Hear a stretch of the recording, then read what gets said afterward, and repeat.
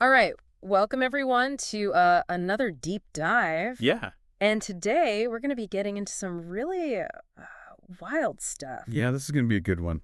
I think it is, we're talking about the idea that every famous person is basically put in place to, to like misdirect us, to Oh. keep us from the real truth. Yeah.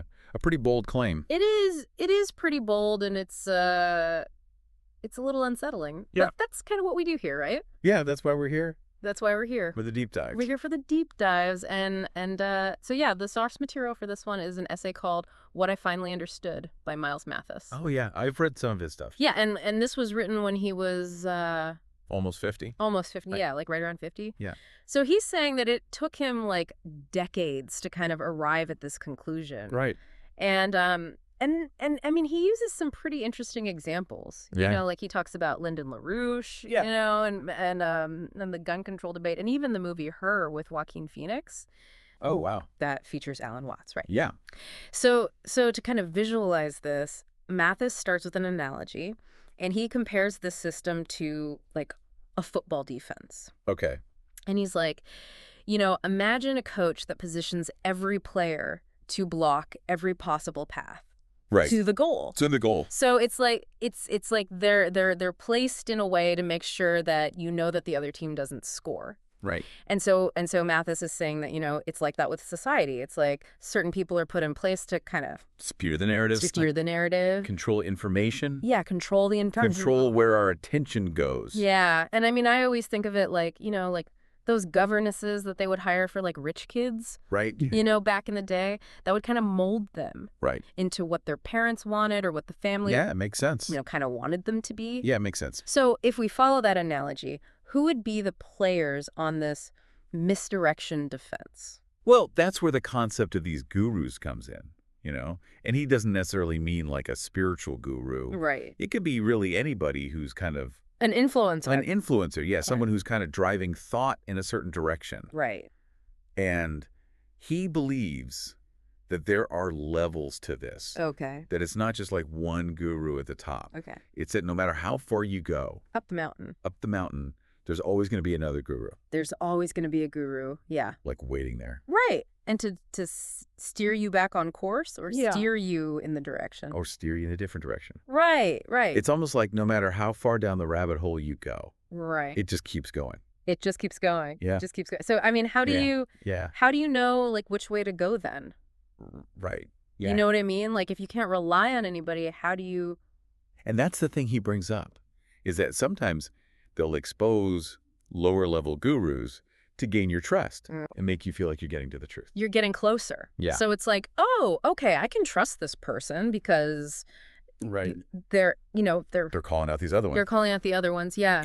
And then he's kind of like, so if you can't rely on negative guidance Yeah. to steer you away from things, how do you know which way to go? Right. It's a good question. Yeah. So let's look at a couple of examples Yeah, okay. of how he kind of shows this in the real world. Okay. One of the first things he talks about is the gun control debate. Okay, yeah. And I think we've all noticed how polarized that is. Oh, yeah, for sure. Right. That's You're either on one side or the other. Yeah. And so Mathis is saying that that's kind of by design. Okay. It's like you're not supposed to This is the full picture. see the full picture, and Yeah. and he's like, neither side Right. is presenting a real solution because the whole thing is built on fear. Right. And he even goes on to talk about things like Like specific events. specific events like the Smith & Wesson buyout in 2001, and kind of connects it to things like Homeland Security. Wow. And how institutional investors are profiting off of both sides Of both sides, yeah. of this whole debate. So That's pretty wild. it is pretty wild, and I think that's Yeah. what makes it interesting. So that's one example. Right. Another one that he uses is Lyndon LaRouche. Lyndon LaRouche. Okay. Yeah, are you familiar with him? I've heard the name, but I'm not really familiar with him. Yeah, so he was like a political activist, writer, Yeah. ran for president a bunch of times, Okay. and had kind of these like really outspoken views. Yeah. Kind of like a fringe figure. Yeah, kind of a fringe figure. Okay. And Mathis kind of presents him as a potential high-level guru. Okay. Like someone that was kind of like seemingly opposed to the establishment, Right. but really ultimately kind of serving their interests. By leading people down this kind of controlled path. Okay, so like controlled opposition. Yeah, like controlled opposition. Okay. And he gives some evidence for this. Like, he points out that LaRouche was right about some things, Oh, okay. which kind of lends him credibility. Okay. But then, he kind of dives into like some of the connections he had, Okay. which are pretty surprising. So like even though he was anti-establishment, Yeah, even though he was he anti-establishment. still had all these connections. Yeah, so it's like, how does that work? You know what I mean? Yeah, that doesn't really add up. Yeah, and that kind of leads us to this really big question. Like, okay, Yeah. if we're going to question LaRouche, Right. how do we know Mathis isn't? Another guru. Yeah. Yeah. How do we know he's not playing the same game? He addresses that, right? He does. He does address it. Okay. And he says, basically, I'm not famous. Right. I'm not on TV. Right. Nobody's promoting me. You found me on your own. You found me on your own, and I think that's actually kind of an interesting point, right? Yeah. Like, if you think about it, if he was a planted guru, Right. wouldn't he be more famous? Yeah, he'd be on Rogan or something. He'd be on Rogan, he would have a Netflix special, Right. like all this kind of stuff. But he doesn't, and he kind of contrasts himself with LaRouche, who, even though he was, they always kind of wrote negative things about LaRouche. Right. They still wrote about him a lot. Yeah, they gave him a lot of press. Gave him a lot of press, and it's like, why? Right. If he was such a threat, why are you giving him all this attention? Yeah, it's like they wanted to keep him Keep him in the public eye. in the public eye. Yeah, for some For reason. that reason, yeah. And then Mathis points out, I don't even have a Wikipedia page. Right. And he's like, you try to make one for me, see how long it lasts, They'll take it down. Yeah, so, and LaRouche has a Wikipedia page that is surprisingly balanced. Yep. Yeah, so it's like they're controlling the narrative even online. You know what I mean? Right. They control the information. They control the information. So I think that's one of the biggest takeaways from Mathis's work. For sure. Is that it's not just about what they're presenting, it's also about what they're not presenting. What they're hiding. What they're hiding, yeah. What they're keeping from us. What they're keeping from us. So he's not asking us to like blindly trust him or anything. Right. He's just saying, think for yourself. think for your own research. Do your own research. Question everything. Question everything, yeah. Especially the mainstream narrative. Especially the mainstream narrative. So if we kind of accept this premise Okay. that fame itself could be a mechanism of control, Right. what does that say about how we form our beliefs and who we trust? It really makes you wonder about everything, right? Yeah, it makes you wonder about everything. It makes you wonder about everything. And it makes you wonder if everything's kind of a lie. Yeah, and like how we decide Yeah. who's telling the truth. Yeah, and who are we listening to? Right. And why are we listening to them? Yeah. So Big questions. big questions. Like if somebody's getting a lot of attention, Yeah. whether it's positive or negative, Right. maybe they're serving a purpose Okay, yeah. for the system. So are you saying like anybody that's constantly in the spotlight? I don't think it's about like Right. dismissing anybody Right. outright. No. It's just about being more critical, Yeah, discerning. discerning. Yeah. And Mathis encourages that Okay. a lot. So how do you know Yeah. who to trust then? He has a cool exercise. Oh, Says make a list of famous people on both sides of any issue. Okay. Politics, social issue, anything. Yeah. And ask yourself, are any of them speaking real sense? So like not accepting or rejecting them because of their fame, but looking at their ideas? Exactly. Okay. And really considering their motivations. Okay, so apply that to everything. Yeah, to everything. And he does say that the further back in history you go, Right. the more difficult that is to do. Right. Because this control of media has become so pervasive. Okay. And it's not just news and politics. Right. It's pop culture, too. Right? He uses the example of Alan Watts being included in the movie Her Oh, wow. Okay. as a deliberate attempt to promote his philosophical ideas. Alan Watts. Okay, so can you tell me a little bit about... Yeah, he was a philosopher Okay. and writer, became Uh-huh. popular in the 60s and 70s Okay. for his interpretations of Eastern philosophy, Zen Buddhism. Okay. And Mathis argues that while his work is insightful on some levels, Okay. it steers people away from deeper truths about reality. Oh, It's yes. systems of control. So it's not that his ideas are like Completely wrong, completely wrong. but they might be serving A purpose. a purpose, yeah. Okay. And he points to Walt Whitman's portrayal in the film Kill Your Darlings Okay. as another example Okay. of that. So is he saying that our entertainment. Yeah, like even the books we read, the movies we watch, Right. the music we listen to Right. are subtly influencing our perspectives. Wow. That is a little unsettling. Yeah, Yeah. it can be, but he says that before this widespread control, Right. there were likely many exceptions to this rule. Okay, so you're saying like before like mass media, Right. it wasn't as Centralized. centralized. Yeah, pervasive. Right. Like you might have had attempts to influence public opinion, Right. but it wasn't this all-encompassing Right. thing that we have now. Right. He's not saying, though, that everything that Yeah. predates that Right. is automatically free from this manipulation. Okay. Yeah, that makes sense. Because he argues that this kind of control has existed In different forms. in different forms about history.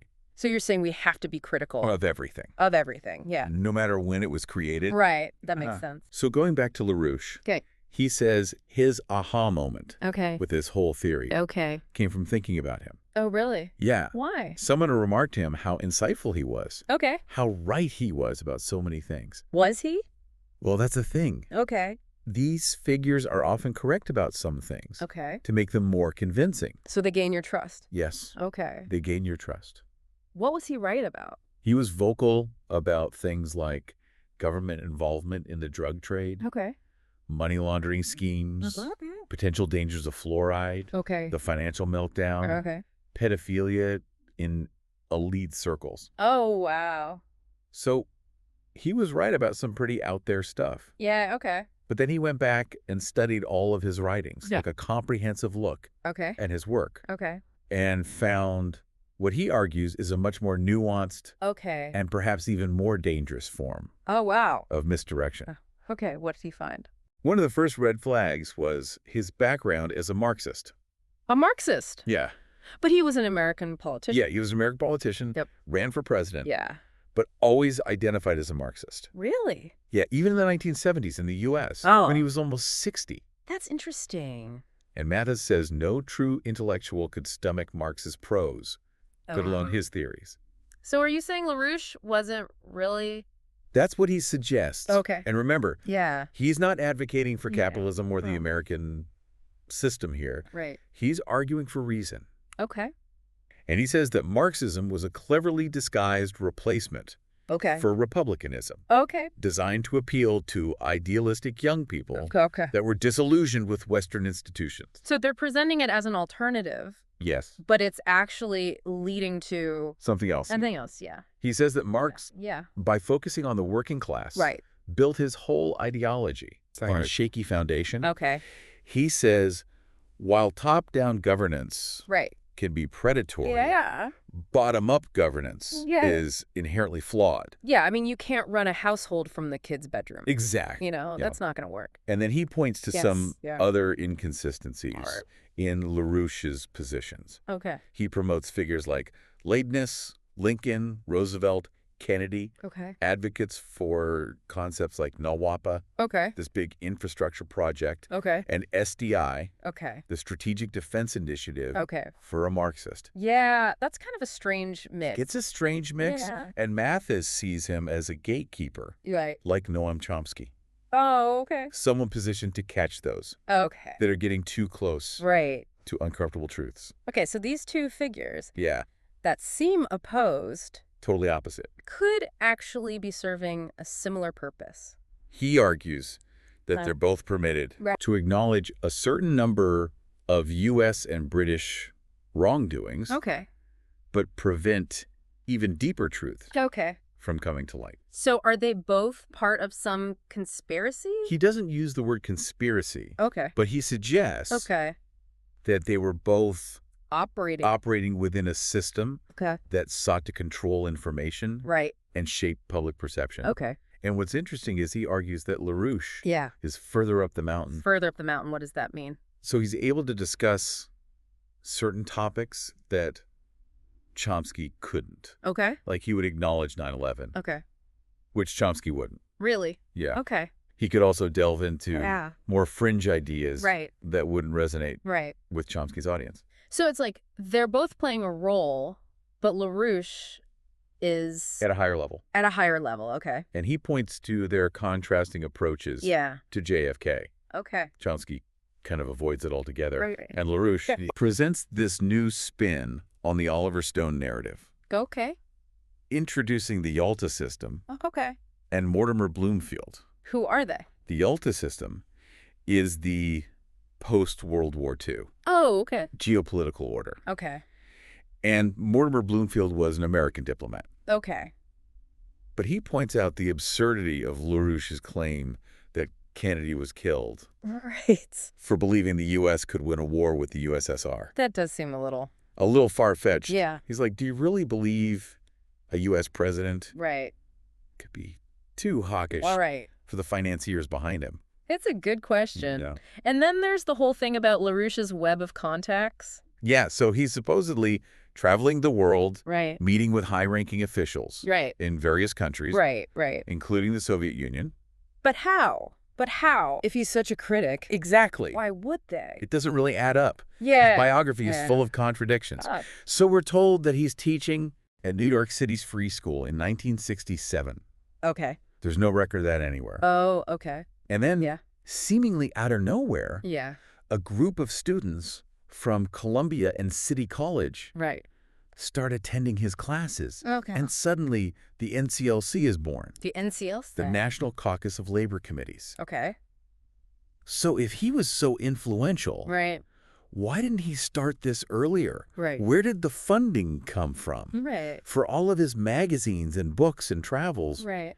how did he secure meetings with these powerful people Right. when he had no prior connections? Yeah, those are all good questions. So Mathis encourages us Yeah. to question all of this. Yeah. He says if you have truly revolutionary Right. or non-mainstream ideas, Yeah.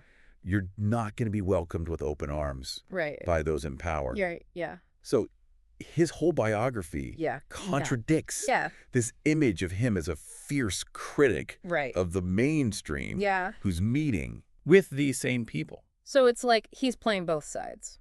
Potentially, yeah. Okay. He even suggests that the NCLC, Yeah. which started as a faction Okay. of the Students for a Democratic Society, Okay. might have been infiltrated Okay. by government agents. Wow. And he backs this up Okay. by saying that LaRouche himself admitted Okay. that other New Left organizations Okay. were heavily influenced Okay. by government think tanks Yeah. and foundations. Okay. So why not his? Right. Yeah. And the NCLC starts forming intelligence units Okay. within its ranks. Okay. In 1971, Okay. the following year, Yeah. they begin training members Right. in paramilitary tactics. So this isn't just like, This isn't a Marxist professor. right. Right. It paints a different picture. A very different picture. Yeah. But if he was an agent, Right. as Mathis suggests, Yeah.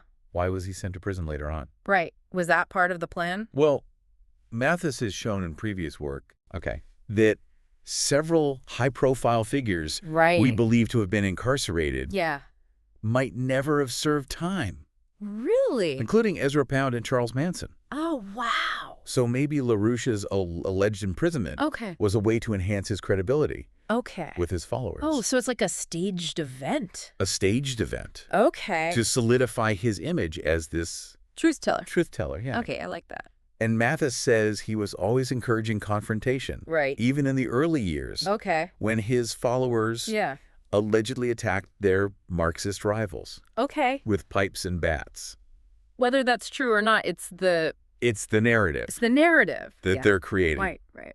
They want us to believe Yeah. that political violence is rampant, Okay. just as they want us to believe Right. that mass shootings are happening every month. Right. Because fear Fears keeps us divided, Divided, yeah. distracted. Distracted, yeah.